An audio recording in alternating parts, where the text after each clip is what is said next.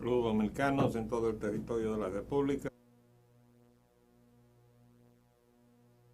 Les traemos una edición especial de Agenda Nacional, programa que se transmite de lunes a viernes de 1 a 1:30 pasado meridiano por Teleimpacto, Canal 52 del Telecable Nacional, 52 del Cable Aster.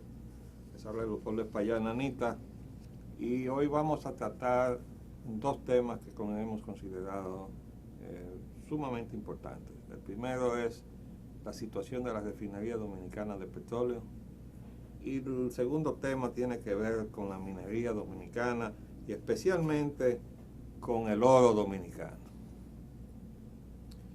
En el asunto de la refinería dominicana de petróleo, esta es una situación que es de enorme importancia para el bienestar del pueblo dominicano. ¿Por qué? Bueno, pues porque la energía es el fundamento de toda la actividad económica, sea productiva y también de todo aquello que contribuye de alguna manera al bienestar de la población. No es posible sentirse en forma confortable en un país apagado, donde a usted se le niega de esa manera el acceso a todo aquello que puede comenzar a hacerle llevadera la situación en un país del tercer mundo, comenzando por el clima, porque cuando usted no tiene energía, no puede recurrir ni siquiera al escape más elemental, que es un abanico eléctrico. Ya los que tienen un poquito más de poder adquisitivo, bueno, pues pueden tener, aunque sea por algunas horas del día, aire refrigerado, por lo menos para dormir, lo que llaman aire acondicionado. Y después el estamento minoritario y súper rico de esta sociedad, pues este tendrá aire acondicionado durante todo el día en toda la casa y sin que le cueste ni le duela lo que represente la factura de la electricidad. Y todo eso tiene que ver con la refinería, porque la mayor parte de la energía eléctrica de este país se genera quemando combustible. Y la refinería dominicana de petróleo no es únicamente refinería, es el control de todo lo que es importación de crudo, o sea, petróleo crudo que se procesa entonces en la refinería, pero también de los productos refinados que se utilizan para muchos fines, incluyendo la de ese enorme parque paralelo de generación eléctrica a que se ha visto obligado primero la industria, que no puede estar dependiendo de los zigzagueos de un servicio precario, malo, caro. Y entonces hace tiempo, desde cuando el doctor Balaguer dejó apagar el país, por allá por los años 90, pasó a autogenerarse su propia electricidad. Y prácticamente no hay una sola industria dominicana que no tenga su propia generación, pero eso no quita que tenga que consumir combustible. Entonces ese combustible tiene que entrar al país para ser quemado, utilizado en la generación de electricidad en todo ese parque paralelo, que además no solo abarca la industria, abarca los hoteles, abarca los restaurantes, abarca los grandes comercios, abarca las grandes plazas industriales, los cines, todas las actividades económicas y desde luego muchos de los hogares dominicanos, donde ya el estamento más rico de la sociedad, pues como hemos dicho, tiene además de aire acondicionado para toda la casa, plantas que cubren todas sus necesidades y entonces se autogeneran su electricidad, porque les resulta más barato generar su electricidad que pagársela a esa especulación, a que está obligado entonces los que estamos en el escaño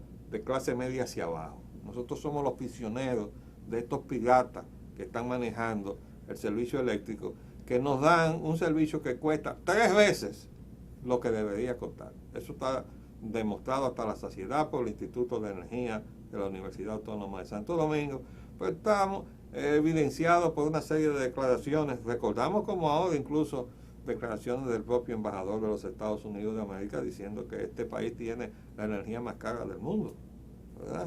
Bueno, pues nosotros trajimos la factura de electricidad de nuestra hija que vive en Tampa para contrastarla con la factura que nosotros pagamos aquí. Efectivamente, pagamos 3 veces el costo por kilovatio hora que paga el ciudadano norteamericano en la zona donde se paga más, que es la Florida. Es decir, este es el país pobre, pero a nosotros se nos explota debido a que ha habido siempre complicidad en el nivel de decisión política, hay corrupción, la corruptela ha corroído la sociedad dominicana, ha corroído los partidos políticos, y si no, cojan la prensa y verán cómo hay declaraciones tratando de proteger a ese dislate increíble que se llama la isla artificial. Bueno, pues así han pasado uno y otro gobierno con el problema de la refinería, siempre permanente, clavado como un puñal en el costado de los dominicanos. Entonces, ahora, la Shell dice que se va. Y entonces, en el medio de esta situación que da una oportunidad que no ha sido creada por una decisión de Estado, como debió ser, si el Estado dominicano debió haber dicho, y se lo hemos propuesto a todos los gobiernos, señores, separe la función de la refinería de la que se ha apropiado indebidamente y fuera de su convenio con el Estado, que es la de controlar de facto las importaciones petroleras del país. Y entonces se crea una corporación petrolera dominicana 100% del Estado, a través de la cual entonces ya no habría ningún tipo de problema para que se pueda beneficiar el país. Con Petrocaribe, que por cierto salió en la prensa una información sumamente interesante, porque en el medio de esta crisis petrolera, donde el precio del petróleo sube más de $2, sale una información de Venezuela y dice que PDVSA está suministrando 262,000 barriles por día de petróleo a los países del área del Caribe. Pero oigan esto, con un descuento que en el caso de Petrocaribe alcanza a $14.71 por barril.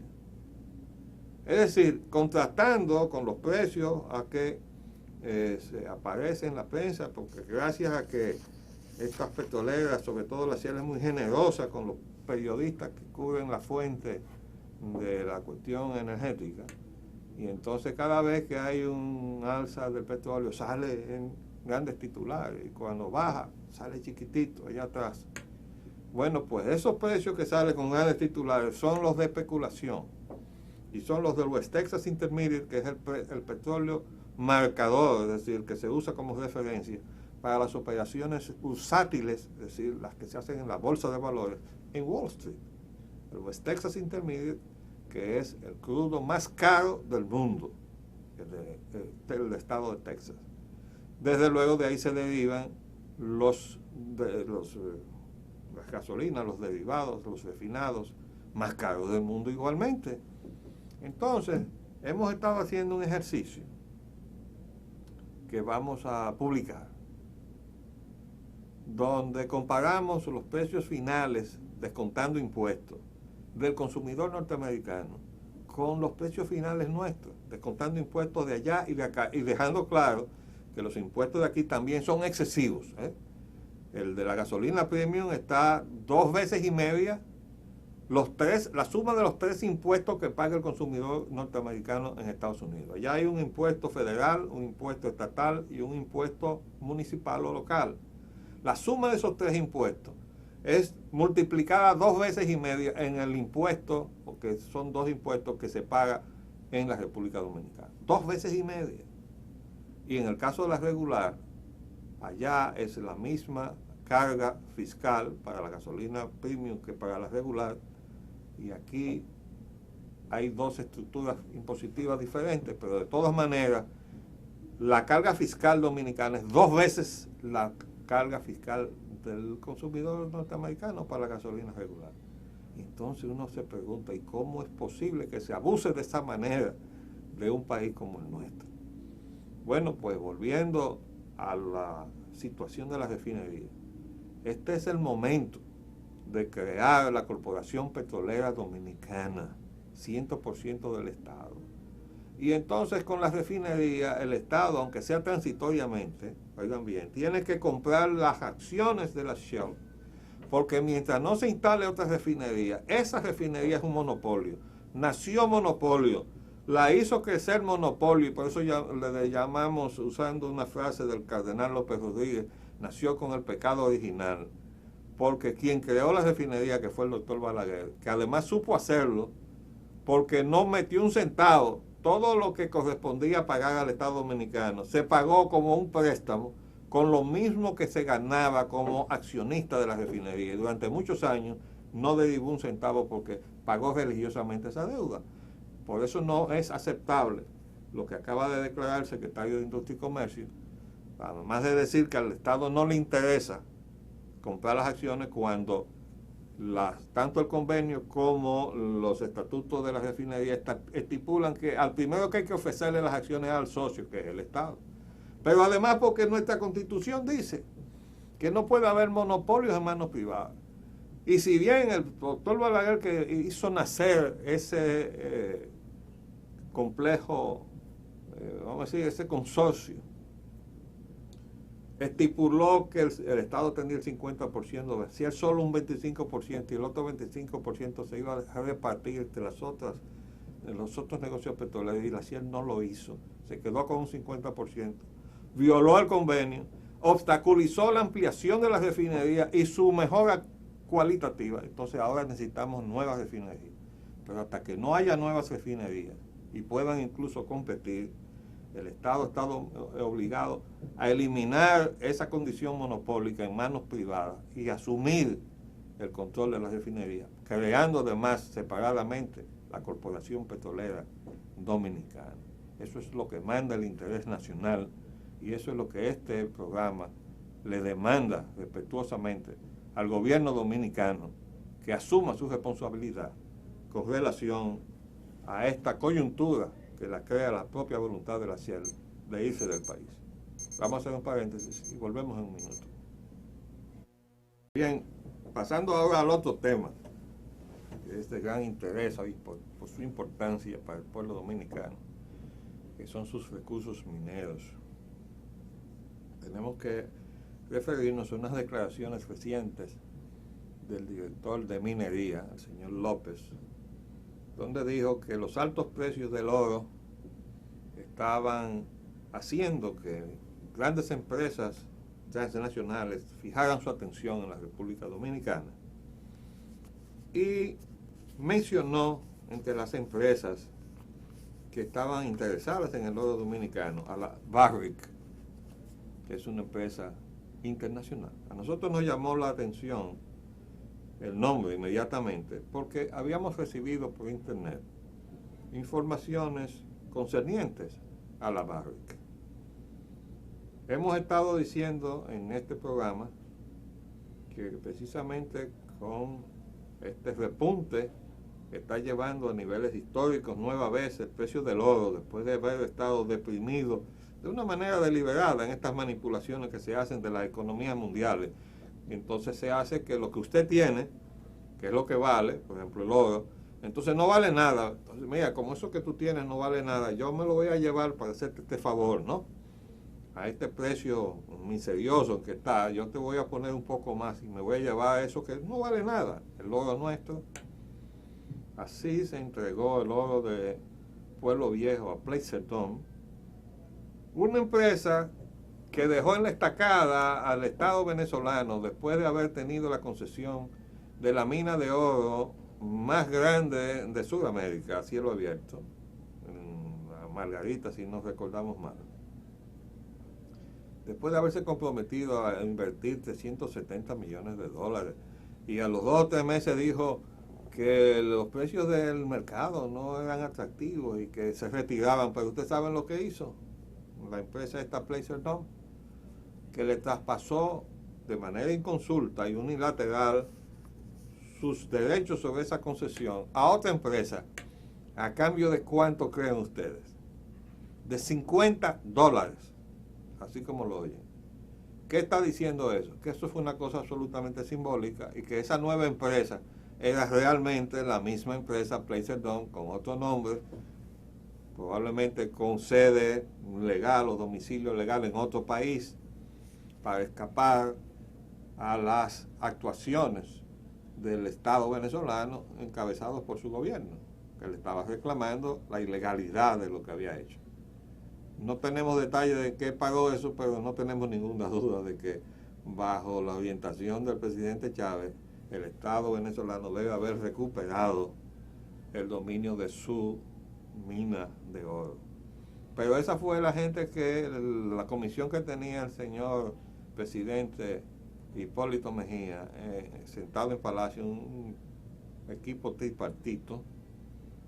No encontró otra gente que Placerdome para entregarle las minas de Pueblo Viejo, que están en su fase más delicada, porque ahora viene el procesamiento de los sulfuros. ¿Qué quiere decir eso? Bueno, pues que incluso de una manera natural, cuando llueve, se crean ahí unas derivaciones de sulfuros, de ácido sulfúrico, que contamina todas las fuentes de agua. Por eso se hizo una presa. ¿Y qué pasó cuando cayó una cantidad de agua fuera de lo normal? Que las autoridades abrieron la presa y se contaminaron todos los afluentes hacia aguas abajo, hasta la bahía de Samaná, porque dijeron que se iba a caer la presa. Después vino un experto y dijo, no, ahí nunca hubo peligro de que se desplomara la presa. ¿Y quién asumió entonces el costo de toda la contaminación que se produjo con eso? ¿Ustedes creen que fue la Placerdome? No, el contrato decía que era el Estado Dominicano, que en un momento así o en una situación como esa, era el que tenía que responder. Porque así es que estamos negociándolo todo. La otra pregunta tiene que ver con la mina transnacional a la altura de Dajabón, que se entregó con 809.4 kilómetros cuadrados de territorio nacional. Eso es una provincia, ¿eh? Bueno, ahí eso pasa de lado a lado de la frontera. Y los exiliados haitianos que están acá en la República Dominicana, encabezados por el señor Jean Bertrand, han denunciado que el lado haitiano de esa mina transfronteriza la tiene una empresa en la cual tiene intereses Madame Mitterrand, la viuda del que fue primer ministro francés. Y eso explica el interés de Francia y de sus autoridades en la frontera y todos los conflictos dominico-haitianos. No les importa un bledo ni el pueblo dominicano ni el haitiano, sino nuestra riqueza. Han estado despojando a los haitianos de su riqueza y nosotros entregamos al lado dominicano y no se sabe quiénes son los que tienen el oro dominicano, porque ahí hay una intermediación de la Unigolf Resources, que fue la que recibió la concesión, a otra empresa que se llama Carib Gold Resources, que nadie sabe quiénes son, ni uno ni otro. Pero a ellos fue que se le entregó la mina. Y antes de que el Congreso Nacional hubiera aprobado la concesión a Unigolf Resources, ya lo había negociado a Carib Gold Resources, porque eso estaba en el internet. Y yo tengo toda la documentación. Y yo se la hice llegar al presidente Hipólito Mejía, a través de uno de sus funcionarios de gabinete, cuyo nombre me voy a reservar por el momento. Pero una persona que me merecía mi confianza. Y yo fui donde él y le dije, esto es un asunto sumamente peligroso porque ahí se está poniendo en juego el control de la frontera. Si se entrega a una empresa extranjera una extensión de tierras como la que está involucrada, que limita con la línea fronteriza, entonces usted está también perdiendo el control de esa franja de la frontera dominicana, ¿o no es así? Bueno, no sabemos quién tiene la beta dominicana de esa mina transfronteriza, que se dice que es una de las más ricas del hemisferio.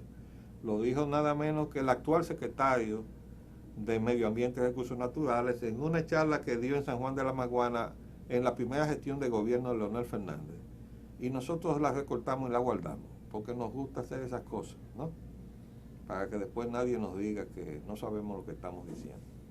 y el señor Max Puig dio en esa conferencia la seguridad de que esa mina, si no era la primera, era una de las más grandes en el hemisferio, o sea, en el ámbito latinoamericano. Pero bueno, el caso tiene que ver con el resto de los yacimientos de oro. A través del internet hemos sacado información de que el lado opuesto a donde Falconbridge está haciendo la extracción de ferroníquel, se está sacando oro y plata. Y casi es seguro que la empresa que lo está haciendo es la misma Falconbridge, con otro nombre.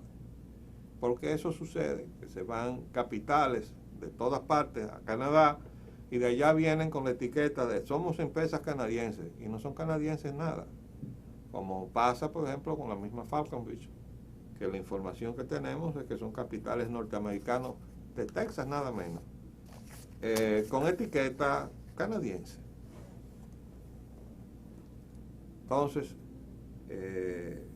pero bueno, ahí está ese filón que está siendo explotado y no se dice nada al país. Hay otros yacimientos, por Miches hay otro filón, en Monteplata hay otro, y todo eso se han dado en concesiones, sobre todo en el gobierno de Hipólito Mejía. Y nos hemos cansado de reclamar, y se lo hemos dicho a legisladores, amigos nuestros, señores, pónganle atención a esto porque esa es la riqueza de esta nación.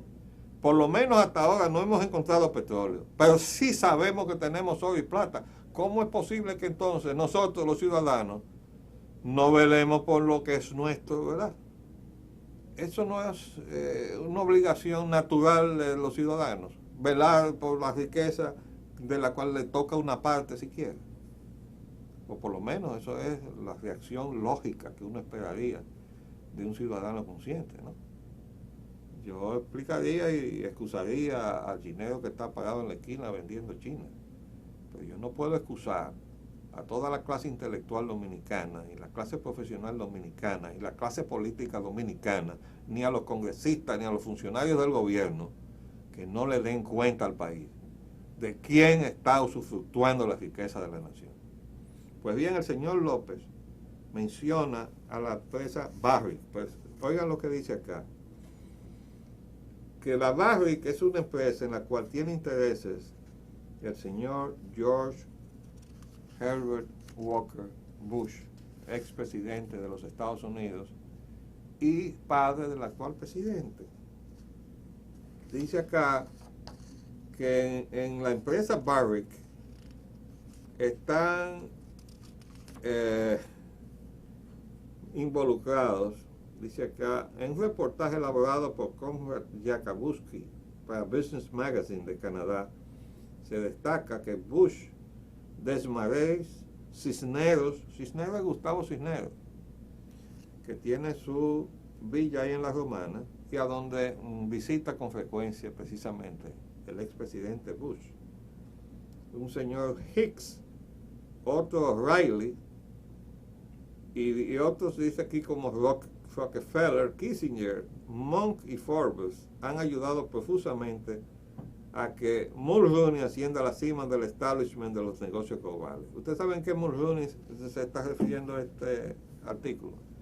A Brian Mulroney, el ex primer ministro de Canadá, el mismo que firmó el Tratado de Libre Comercio de América del Norte con Ronald Reagan y que le costó que en las elecciones siguientes el electorado canadiense barriera a su partido, le dejó creo que 2 o 3 representantes en el Parlamento del Canadá, de los efectos negativos que tuvo para el Canadá ese Tratado de Libre Comercio con Estados Unidos.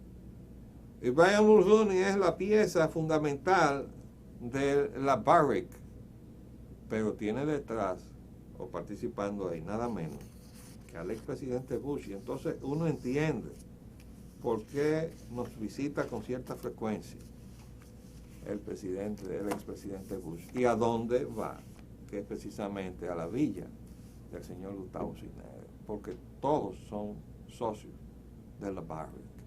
Entonces sería de desear, para las mejores relaciones con el padre del presidente de los Estados Unidos y sus amigos, incluyendo al señor Cisneros, que hace muchos años que reside entre nosotros, que se sepa cuáles son sus intereses en el oro dominicano. Pero se nos acabó el tiempo por hoy, pero vamos a seguir sobre el tema, porque los dominicanos tenemos derecho a saber qué se hace con esta riqueza. Les habló Leopoldo Espaillá, Anita. Hasta luego.